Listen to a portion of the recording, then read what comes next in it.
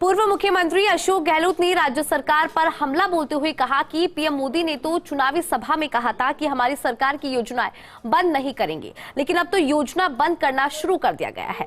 राजीव गांधी युवा मित्र इंटर्नशिप कार्यक्रम को समाप्त करके करीब 5000 युवाओं की सेवाएं समाप्त करना उचित नहीं है। अशोक गहलोत से खास बातचीत की हमारे ब्यूरो चीफ नरेश शर्मा ने। देखिए।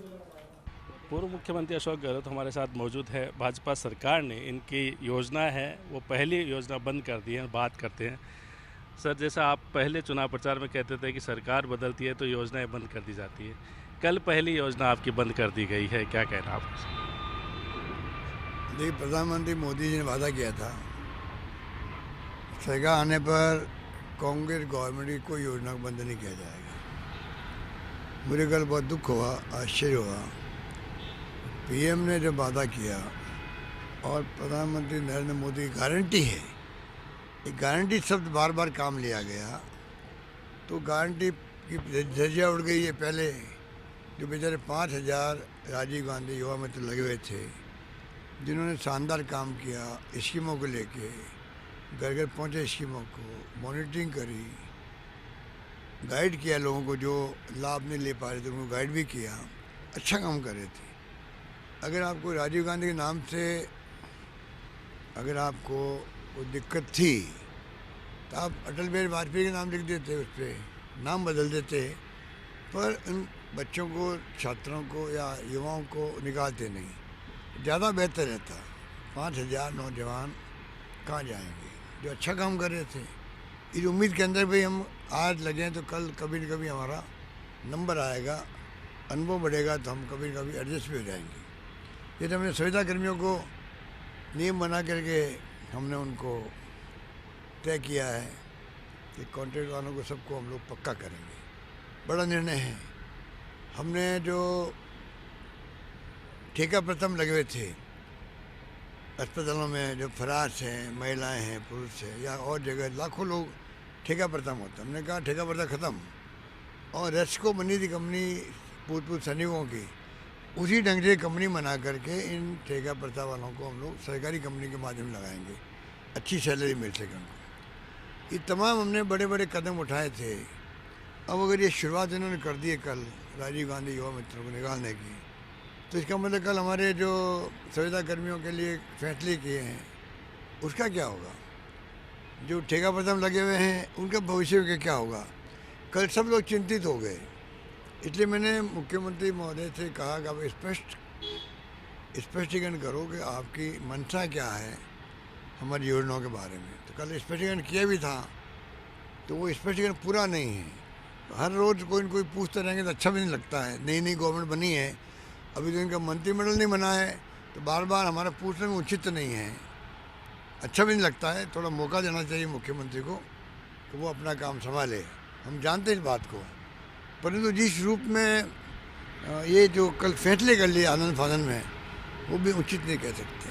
चिरंजीवी योजना को लेकर भी लोगों में भी असमंजस है। हालांकि आपने जब ट्वीट किया उसके बाद मुख्यमंत्री ने स्पष्ट किया था योजना बंद नहीं होगी, लेकिन जो माहौल है, जो कहा जा रहा है, आपने कहा था कि इस तरह की चर्चा है कि इस योजना को लेकर भी अब सवाल उठ रहे हैं कि कहीं इसको बंद ना कर दिया जाए। देखिए, चिरंजीवी योजना हो चाहे आरजीएसएस हो चाहे कोई भी हो, योजना इतनी कामयाबी लेके आई है, पूरे देश में हमारी योजनाओं की चर्चा है, पूरे देश के अंदर। उसका लाभ बल्लाल जी को उठाना चाहिए कि आपको यहाँ की सरकार ने ऐसी ऐसी योजना दी है गिफ्ट के रूप में, क्यों गिफ्ट हो गए एक प्रकार से, सरकार उनकी बन गई, उसका फ़ायदा उठाना चाहिए बजाय कि उनको बंद करने के, रिव्यू करने के। उसमें हमारा कोई स्वार्थ नहीं था। पब्लिक इंटरेस्ट के अंदर सारे फैसले हमारे हैं। करीब 180 फैसले होंगे मेरे ख्याल से, ज़्यादा कम भी हो सकते हैं। वो तमाम फैसले राजस्थान के पब्लिक के इंटरेस्ट के फैसले हैं। इनको रिसर्च करवानी चाहिए और मैं समझता हूँ उसके बाद में आगे बढ़ना चाहिए। तो इनके खुद के इंटरेस्ट के अंदर है। हर राज्य में हमारी स्कीमों की चर्चा हो रही है। मैं बार बार बोलता था, ऊपर से मोदी जी ने कह दिया ये मेरी गारंटी है, तो गारंटी निभाओ। अभी जो रैली हो रही है, मैं जा रहा हूँ नागपुर, उसका नाम है है तैयार हम, है तैयार हम के नाम से लाखों लोग इकट्ठे हो रहे हैं। एक नई शुरुआत होगी। 28 दिसंबर जो कांग्रेस का स्थापना दिवस भी है, उस वक्त पूरे देश के अंदर हर गांव में, हर ब्लॉक में, जिलों में, प्रदेश के अंदर सब जगह पर कोई न कोई प्रोग्राम होंगे। नागपुर की बड़ी रैली का अपना एक महत्व है, एक मैसेज आएगा और मैं उम्मीद करता हूँ आने वाले वक्त में इंडिया गठबंधन जो बना है वो कामयाब हो और लोकतंत्र को बचाएं। जो संवैधानिक धज्जियाँ उड़ रही है उससे छुटकारा मिले, एजेंसियों जो उपयोग दुरुपयोग हो रहा है वो बंद हो। तो लोकतंत्र में तो पब्लिक झटका देती है तो ही जाके संभलते हैं जो सत्ता में लोग होते हैं वो। मैं उम्मीद करता हूँ कि ये बहुत बड़ा लोकतंत्र का जश्न आ रहा है, उत्सव आ रहा है।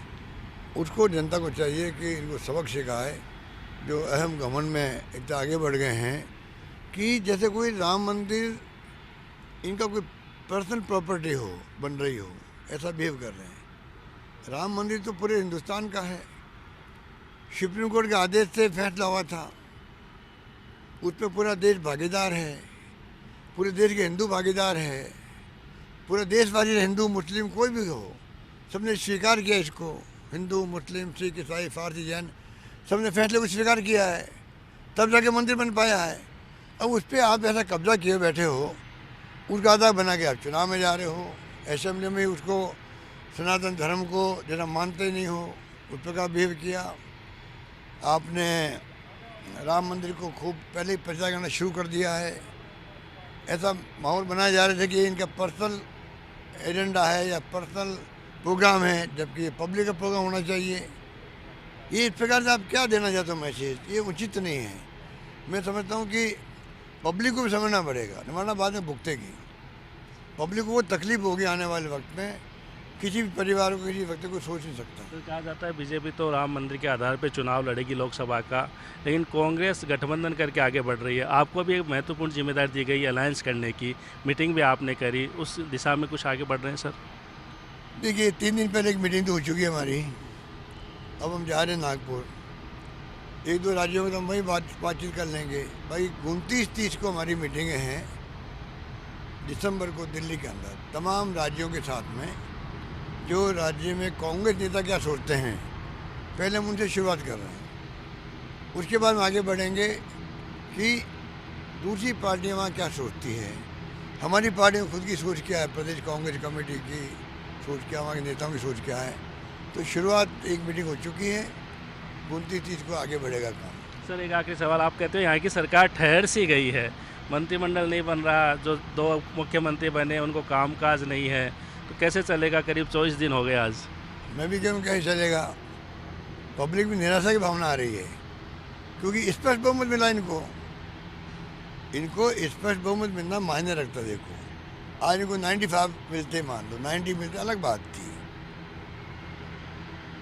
पर इनको स्पष्ट बहुमत मिलने का मतलब स्पष्ट बहुमत की तरह ही बिहेव करे, ये उसकी तरह बिहेव करना चाहिए। इनको बोल्डली फैसला करना चाहिए, के बाद एक के बाद एक के बाद एक के बाद एक फैसले होने चाहिए, क्योंकि स्पष्ट बहुमत है।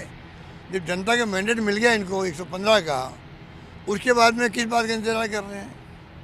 तो मैं समझता हूँ कि ये उनके मुख्यमंत्री जी खुद के लिए भी उचित नहीं है। अभी तो डिप्टी सीएम बना दिए गए, उनको पोर्टफोलियो नहीं दिए गए, पता नहीं इनको कौन रिमोट कंट्रोल से चला रहा है, ये चलाएगा वो तो टाइम बताएगा, पर मुख्यमंत्री खुद के इंटरेस्ट में नहीं है इस प्रकार से फैसले होना, क्योंकि फर्स्ट इम्प्रेशन होता है वो लास्ट इम्प्रेशन होता है।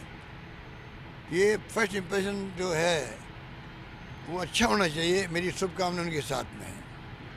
तो पूर्व मुख्यमंत्री अशोक गहलोत जिन्होंने विभिन्न मुद्दों पे बात की है और साथ में कहा है कि यहाँ की जो सरकार है उनको ऐसा दिखना चाहिए कि काम कर रही है, क्योंकि पूर्ण बहुमत की सरकार है। साथ में इंडिया गठबंधन को लेकर भी उन्होंने अपनी बात रखी है। कैमरामैन सुरेंद्र सैनी के साथ Naresh Sharma, first India news.